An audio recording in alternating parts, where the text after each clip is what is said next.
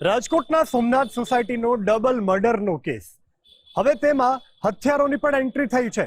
જેમ જેમ તપાસ આગળ વધી રહી છે તેમ તેમ નવા તથ્યો સત્યો સામે આવી રહ્યા છે. શું હતો સમગ્ર વિવાદ, કેવી રીતે ડબલ મર્ડર થયું, જુઓ અહેવાલ.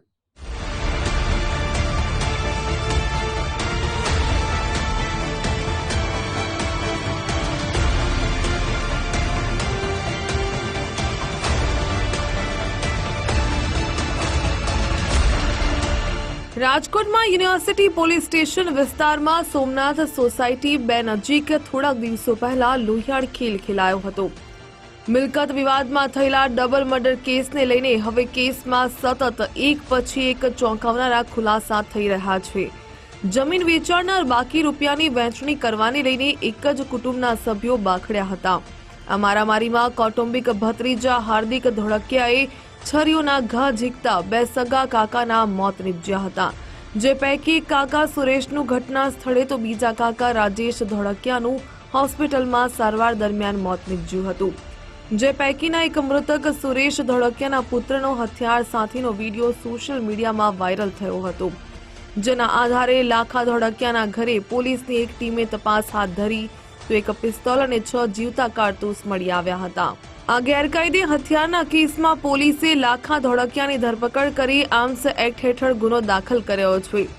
મોડી રાત્રે 2 પક્ષોની વચ્ચે ખેલાયેલા લોહિયાળ ધીંગાણા સમયે સુરેશ ધોળકિયાની પાસે રહેલું હથિયાર નીચે પડી ગયું હતું.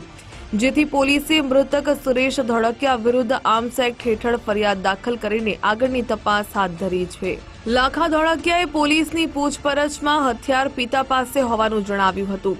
સુરેશ ધોળકિયાએ ગેરકાયદે પિસ્તોલ કોની પાસેથી મેળવી તે અંગેનું રહસ્ય ઉકેલવા રાજકોટ પોલીસે કવાયત હાથ ધરી છે.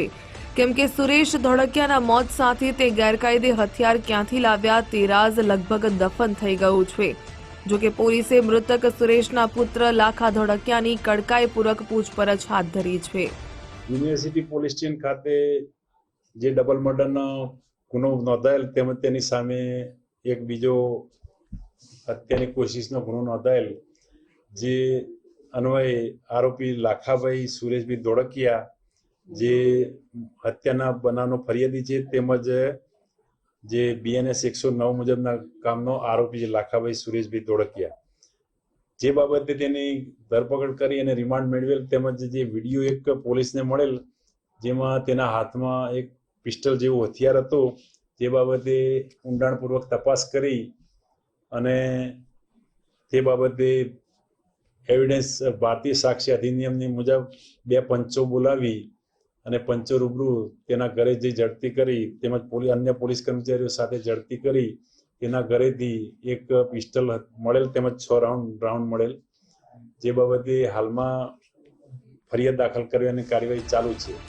આ ચકચારી કેસમાં બેવડી હત્યાના આરોપી હાર્દિક ધોળકિયાએ પોતાના 2 મૃતક કાકા અને કૌટુંબિક ભાઈ લાખા ધોળકિયા અને અન્ય એક વ્યક્તિ સહિત 4 લોકો સામે હત્યાના પ્રયાસની ફરિયાદ નોંધાવી છે. હાર્દિક ધોળકિયાએ દાવો કર્યો કે તેના બંને કાકાએ સામાન્ય બોલાચાલી બાદ પૈસા નથી આપવાના કહીને જીવલેણ હુમલો કર્યો હતો. જોકે તેણે કાકા સુરેશ ધોળકિયા પાસે રહેલું તીક્ષ્ણ હથિયાર છીનવીને સ્વ બચાવમાં તેનો ઉપયોગ કર્યો હતો. હાલમાં ખાનગી હોસ્પિટલમાં સારવાર મેળવી રહેલા હાર્દિક ધોળકિયાની રજા મળ્યા બાદ યુનિવર્સિટી પોલીસ વિધિવત ધરપકડ કરીને તપાસ હાથ ધરશે.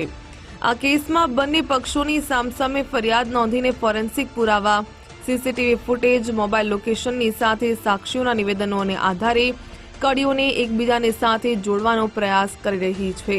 આ ડબલ મર્ડર અંગે પોલીસ તપાસ પૂર્ણ થયા બાદ જ સ્પષ્ટ થશે કે કોણ હુમલાખોર અને કોણ સ્વરક્ષણ કરતું હતું. ગૌતમ ભેડા, ગુજરાત ફર્સ્ટ, રાજકોટ.